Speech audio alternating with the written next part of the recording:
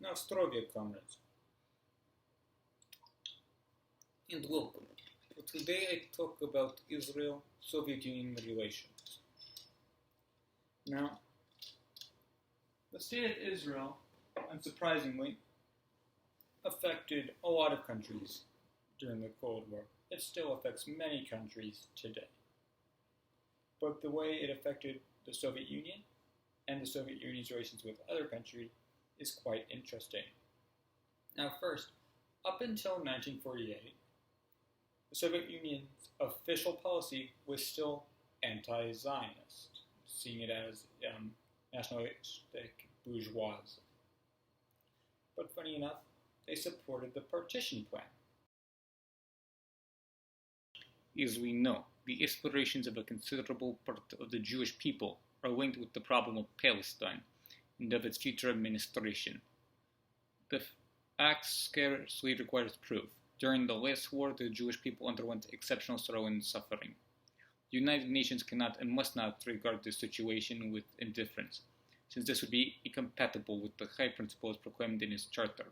The fact that no Western European state has been able to ensure the defense of the elementary rights of the Jewish people, to safeguard it against the violence of the fascist executioners, explains the aspiration of the Jews to establish their own state. Beyond just not to take this into consideration, to deny the right of the Jewish people to realize this aspiration. And to Gromky, Soviet ambassador to the UN. It's actually quite possible that the state of Israel wouldn't exist without the help of the Soviet Union and its satellite states, that being very important for the vote to confirm the partition plan. On May the 17th, 1948, the Soviet Union will grant de jure recognition of the State of Israel. It is the first nation to grant de jure recognition. The United States of America had granted it de facto recognition. Now, if you study Israeli history, you know what happens next. Israel declares its independence and is immediately attacked from all sides. And miraculously, it wins. Now, pretty much many historians agree that the way they did this was the Czech-Israeli arm deal, where Czechoslovakia, which was a Soviet satellite state, pretty much granted Israel a lot of arms very cheaply. America actually wasn't willing to grant any arms to Israel. It had done a complete armed blockade on both sides of the conflict. So this was a real lifeline for Israel. It's probably why it still exists. Though this early warm relations is a bit overshadowed by the fact that the man who oversaw the deal from the Czech side is later determined to be a traitor. An interesting fact also, the first ambassador from Israel to the Soviet Union is Golda Meir. The person will become important in Israel very soon. And I look at it from more Israel's side, there will be three main important parties looking at this: Mapai, Mapam, and Makai. Mapai is the main party. It is headed by David Ben-Gurion. Mapam, at the very beginning, is very pro-Soviet. But this would change later on. Makai will remain very pro-Soviet for all of its existence. Now, right now, you might be looking at this like thinking, what happened? Right now, everything looks great. The two main political parties, Mapai and Mapam, are way more socialist than they are Western capitalism. And it looks like they have very good relations. Well, what changed between the Soviets and Israel wasn't, if you ask me at least, a change that Israel made, because the main reason Soviets supported Israel in the beginning was it was going to end the British imperial state over there. And it did. There was also a lot of Russian immigrants who had started the kibbutzim, communes, and in the early days, the Soviet Union let some select Jews immigrate over there to help, let's say, make the image of the Soviets better. What changed was the enemies of Israel. In 1952, the Free Officers Movement in Egypt will put their plan into action and seize control. They were led by Gamal Abdel Nasser, and, well, it would take a few years for him to take over control. I'll just act as if he did. Nasser is both an Arab nationalist and also an Arab socialist, which are very contradictory terms if you are an Orthodox Marxist, but the Soviet Union has taken a very lax view on Orthodox Marxism ever since Stalin took over, so they are very quick to support this new Egypt.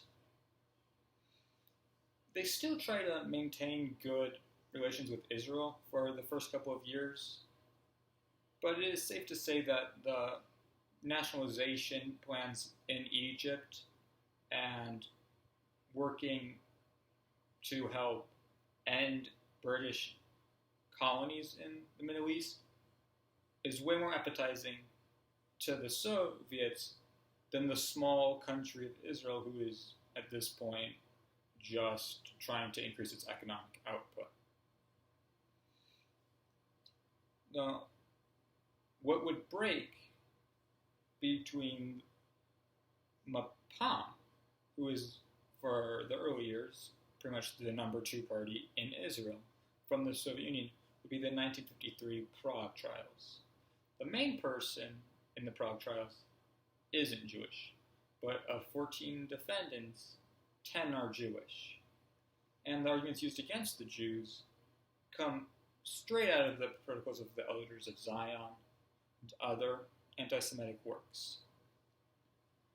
This is also probably due to excess hatred of the Jews coming from second wave anti-Semitism regarding the Holocaust. And also, interesting to note, there is no reparations deal with East Germany to Israel, despite the fact in the early years, East Germany looked to be very pro-Israel. Well, another thing I just want to bring up for knowledge sakes is the reparations deal between West Germany and Israel was very modified by the state of the Cold War at the time, because America didn't want their new ally, West Germany, having to lose any sort of economic advantages that it was gained from the Marshall Plan during this time. So the initial amount given by Jews in terms of reparations was not what was officially presented or given in the end. Along with this, the reparations deal was very controversial in Israel at the time. But the main and watershed breakaway is the 1955 Egypt-Czech arms deal. Once again, Czechoslovakia is an intermediary between the Soviets, and they gave a lot of weapons to Egypt. This immediately causes worry in Israel, because they have now an enemy to their south that is quite bigger than them, now with very modern weapons. This leads us to the next year, in 1956, with the Suez Canal crisis.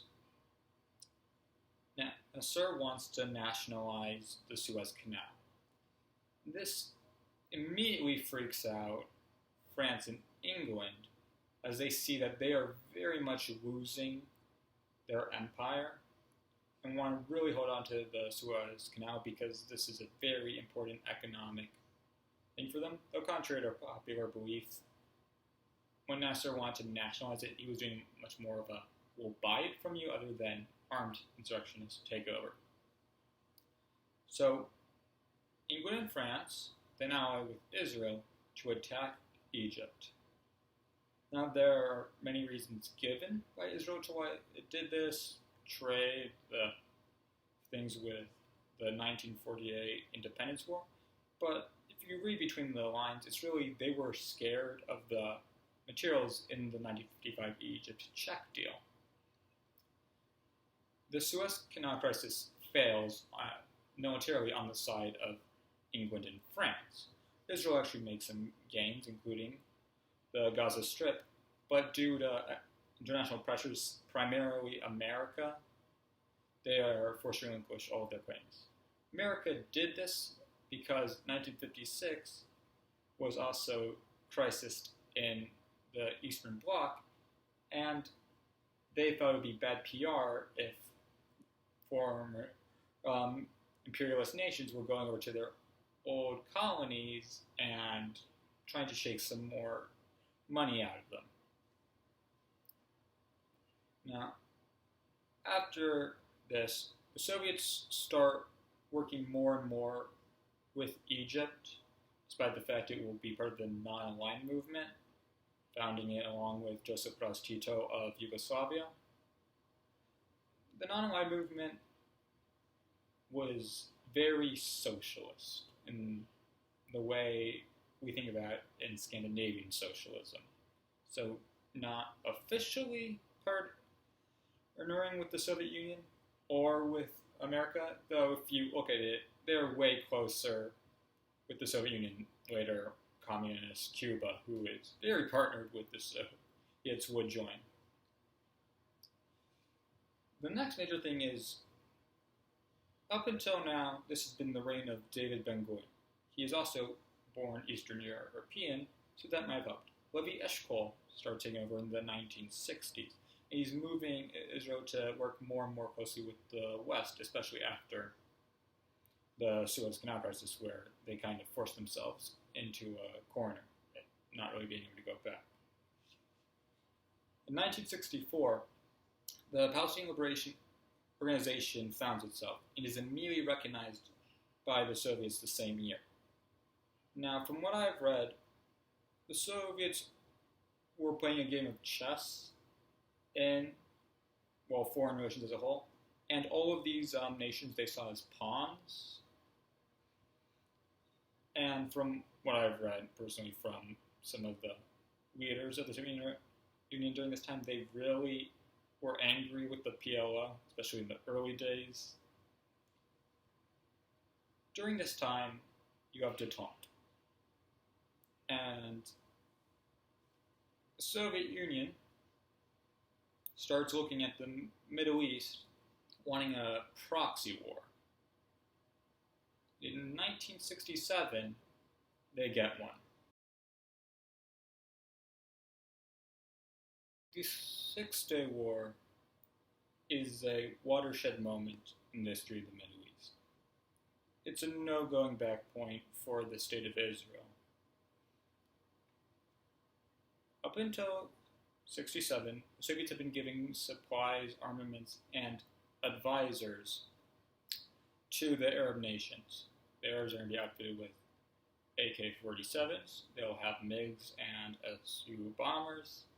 They will be working off of Soviet armaments and have been in contact with members of the Soviet Army to formulate tactics as little from the fire squad up. Now, there is some debate over, did the Soviets start the war? They gave the go-ahead to Egypt, which they saw as necessary because they didn't think Syria could win on their own. They also gave false reports to both Egypt and Syria over Israel troop deployments. But as soon as the war started, they were really not happy about it. But just to make the Six-Day War story short, Israel launched a preemptive attack called Operation Focus against the air forces of Egypt and Syria, later to be joined by Jordan. They then engaged in a pincer movement in the Suez, where a majority of their forces are stationed, took many key points at places like Arish, more southern, won a decisive battle at Abu Aguila, were able to encircle many retreating Egyptians and took all of the Sinai Peninsula and half of the Suez Canal, the eastern half. They were then attacked by Jordan very soon after the war started. They beat back Jordan in many very intelligent maneuvers on Ammunition Hill, where they would then move down into Jerusalem, which would end the Jordanian rule of Jerusalem, giving Israel East Jerusalem, which is still contested today. Then, in the last moments of the war, they turned their attention north to a further offensive into Syria, who had not really done any orchestrated attack into Israel, more just bombing them from the hills. They won the Battle of Tafahar and were able to take half of the Golan Heights, giving them a very strong victory, decisive. So decisive, it was damaging to the prestige of the Soviets, much less the actual main combatants. Though I've also read that the Soviets had sent Marines to help fight, though that's from one source. I couldn't find anything that would back that up. I'm not saying it happened or didn't happen. It's already a very controversial war, and I don't want to add anything I can't have at least two sources on. The Soviets immediately tried to stop this war in the UN, and the war was only stopped after the 6 days due to the Soviets threatening to step in directly. After this, the Soviets also lost a lot of credit among the nations of the Middle East.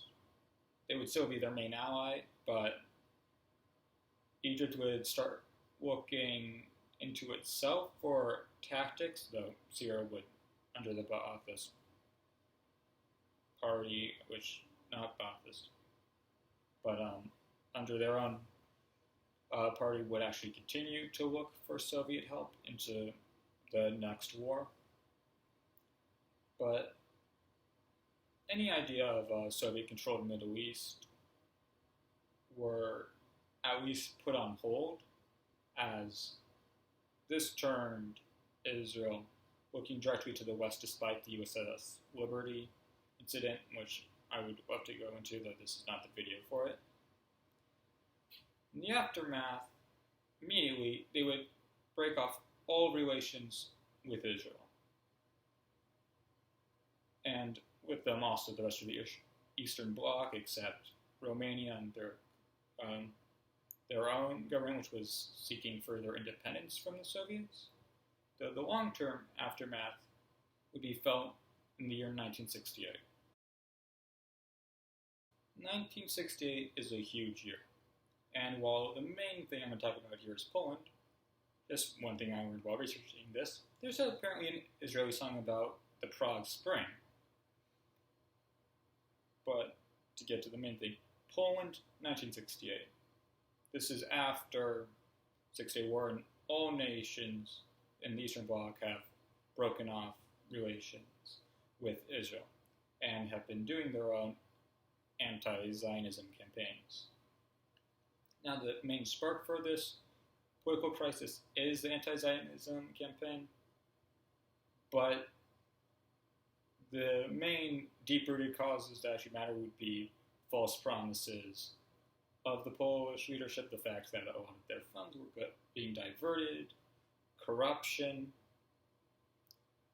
but huge crackdown on the Jews during this.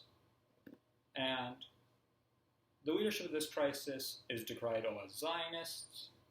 Some had Jewish descent. Only one of them was actually raised by a Jew. And even then, I'm pretty sure they were atheists, despite what the Soviet satellite state would claim. There would be mass protests among intellectuals and students, as most protests and riots are, and the protests would be ended by beatings and arrests. There are many anti-Semitic acts during this from the government, though some of the protesters actually supported Israel, though not all of them did. There were banners hung from high schools, I'm pretty sure, welcoming Zionism. Though anti-Semitism went too far, even according to the leader of the government, and some tried to stop it. Then aftermath, though after the crisis, a purge of leadership leads to many anti-Semites in power, including of the foreign policy offices. This is the last straw for many Jews in Poland. There's about 30,000 around this time. Many had left immediately after the Holocaust, which destroyed the Jews in Poland, with that being the main brunt of the deaths in the Holocaust, and many left in 1948 and 47, early years to get it to Israel. And around now, there's only 30,000.